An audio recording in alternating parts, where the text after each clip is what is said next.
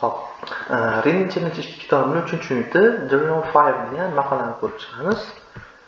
Birinchisi, frequently degan tez degani often sinonim bo'ladi. Theory bu nazariya, idea estimate law in science bo'ladi. Surface bu yuzasi nimanidir, top yoki covering. Rise degani o'sadi degani, goes up. Process jarayon, F variant.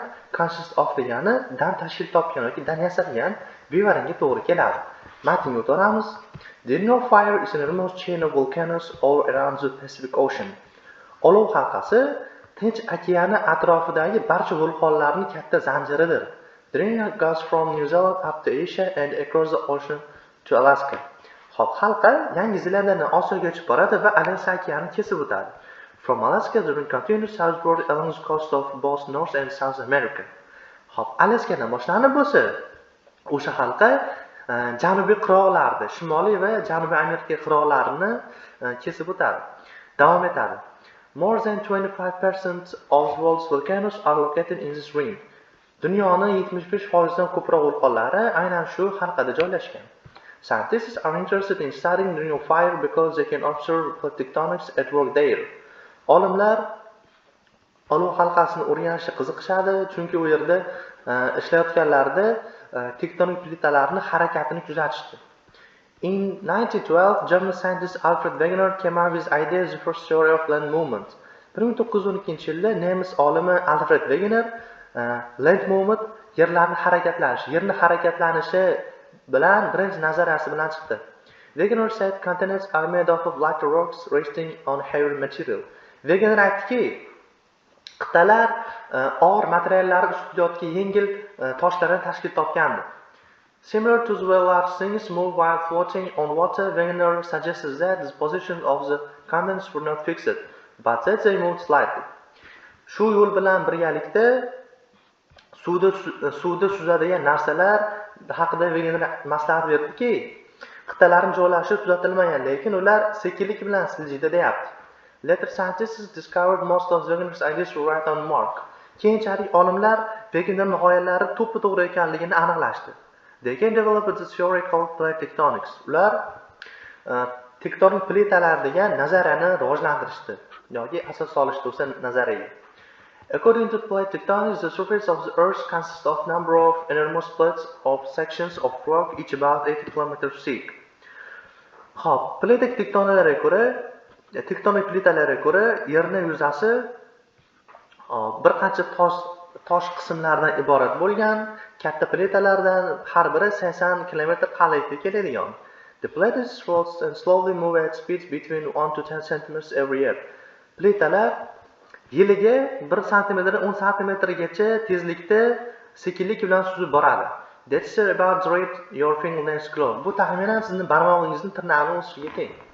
This is in your fire, new material for the Earth's plates constantly being created as hot liquid rock called magma flows from the center of the Earth up to the ocean floor. O'sha olov halqasining ichida yer plitasi, ya'ni materiali davomiy tarzda yaratilib kelinadi. Bu issiq suylik bo'lib, magma deb ataladi. Yerning markazidan okeanni floor degani nima? Okean yuzasigacha chiqib turadi. All the existing plates on the Earth's surface have to move slightly to make room for the new material. Yerning yuzidagi barcha mavjud plitalar yangi material uchun, ya'ni o'sha yangi plita uchun joy yaratib berishadi sekinlik bilan siljib. As plates move both away from and toward each other, they run to each other. Plitalar bir-biridan uzoq yoki yaqinlashsa, bir-biriga urushib ketadi va when they hit each other, one plate might move under another. Qachonki ular bir-biri bilan to'qnashib ketganda, bittasi unisiga tagiga kirib ketadi deyapti. This process called subduction. Bu jarayon subduksiya deb ataladi. Subduction frequently causes earthquakes. Subduksiya tez-tez zilzilalarga sabab bo'lishi mumkin. It may also result in the bottom of plate melting due to extreme temperatures under the top plate. Va shuningdek, top plate, ya'ni plitalarning tepasidagi eng katta plitalarning tagidagi o'ta kuchli haroratga ham sabab bo'lishi mumkin va plitani eritib yuboradi deyapti. The magma created in this process can rise to the Earth's surface and come out through volcanoes, as can be seen along the Ring of Fire.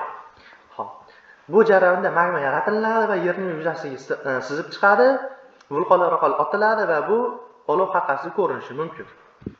Endi savollarga o'tamiz. What's the main focus of this reading? Matnning asosiy g'oyasi nimada? The most active volcanoes found in the Ring of Fire. Hop, Ring of Fire'da topilgan eng faol vulqonlar haqida, the location of the Ring of Fire. Olov halqasining joylashuvi, how the plates on the Earth's surface move in different ways.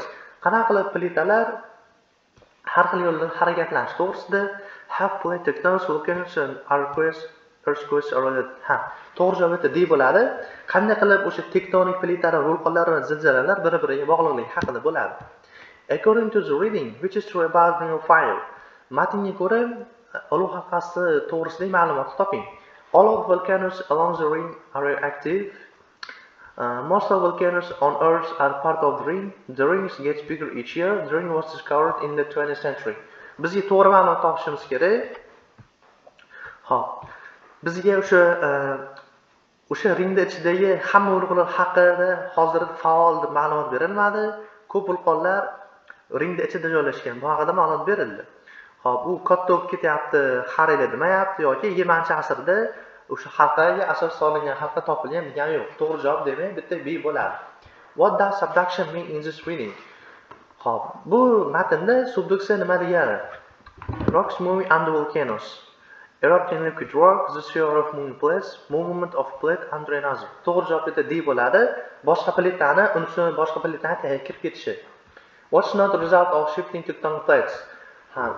Agar o'sha tektonik plitalar siljisa, ya'ni alishsa, shift qilsa, qanaqa natija bo'lmaydi deyapti.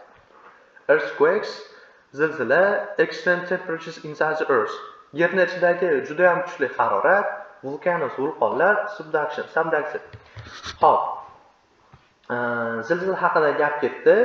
Zilzila bo'ladi dedi. Tektonik plitalar siljisa, harorat ham o'ta kuchli bo'lib ketishi mumkin dedi va subduksiya ham hosil bo'ladi. Bu yerda oshiqchasi volcanoes bo'ladi. To'g'ri javob C bo'lyapti. Which is not answered in the reading. Xo'p. Matnda qaysi savolga javob berilmadi deyapti. How fast do tectonic plates move? How thick are the plates in tectonic theory? What's the most active volcano today? Where is the Ring of Fire? To'g'ri javob bu yerda C bo'ladi. Chunki matnda aynan qaysi vulqon bugungi kunda faolligi haqida ma'lumot berilmadi. Ideologiyada o'tamiz. Come up with o'sha birinchi bo'lib nimadir o'ylab topish, right on the mark, to'g'ri, run into, urilib ketish yoki to'qnashib ketish. I finally a good topic for my essay deyapti. Va men nihoyat essayimga eng yaxshi mavzuni nima qilgan? Topgan bo'ladi. Come up with qo'yaveramiz.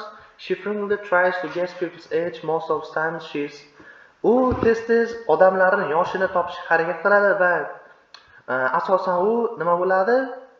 To'g'ri javob topgan bo'ladi. Ya'ni to'g'ri taxmin qilgan bo'ladi. Right on the mark. It's important to drive carefully so you don't anything. Ehtiyot bo'lib, mashina haydash juda ham muhim. Shuning uchun sen nima qilmasliging kerak? To'qnashib ketmasliging kerak yoki urushib ketmasliging kerak. Running to bo'ladi. Testga o'tamiz. Because of the heavy rain, the water level of the river is. Kuchli yomg'ir sababli suv sathida, daryodagi suv sathi nima bo'ldi? Oshdi. Rising'ni olamiz, D variant. The of the lake was very calm. Ko'lning nimasidir juda ham sokin edi. Endi ko'lning yuzasi deymizda, surface bo'ladi. This problem is difficult, but I need to the answer. Bu muammo, ya'ni yoki bu masala juda ham qiyin, men javobni nima qilishim kerak? Topishim kerak. To'g'ri javob figure out bo'ladi, topmoq degani. Please help me with this math problem. I can't answer. Iltimos, menga bu matematikaga bog'liq bo'lgan misolni yechib yuboring. Men javobni nima qila olmayapman? Topa olmayapman. To'g'ri javob etdi. Come up with bo'ladi. The book describes of events that started World War II. Hop, bu kitob Ikkinchi jahon urushi haqidagi voqealar nimasidir tasvirlab beradi. Endi voqealar zanjirini desak bo'laveradi, chainda olaveramiz. Walking to work instead of driving every day has my health. Hop, har kuni ishga mashina minishni o'rniga piyoda boruvdim, sog'lig'im nima qilindi? Yaxshilandi. Improved my health bo'ladi. The class students from many different countries. Hop, bu sinf turli xil davlatlardan kelgan talabalardan nima qilgan? Tashkil topgan consist of bo'ladi, A variant. According to scientific, the universe began several billion years ago. Ilmiy nimagadir ko'ra, koinot milliard yillar oldin yaralgan. Xo'p, endi scientific bu sifat bo'ladi. Ot kerak bizga theory ot. A variantda olamiz. He decided not to buy the vase because it had a crack. U bu vazani sotib olishga qaror qilmadi, chunki unda nima bor edi? Crack yoriq degani. Endi yoriq otdan sifat kerak. Qanaqadir yoriq bo'ladi, slightly ni olaveramiz. B variant. The manager asks members of our team to work overtime. Manager endi ravish kerak bizga, to'g'ri javob C bo'ladi mana. The manager frequently asks members of our team to work overtime. Manager tez-tez so'rab turadi bizni guruhimizdan ko'proq ishlashdi.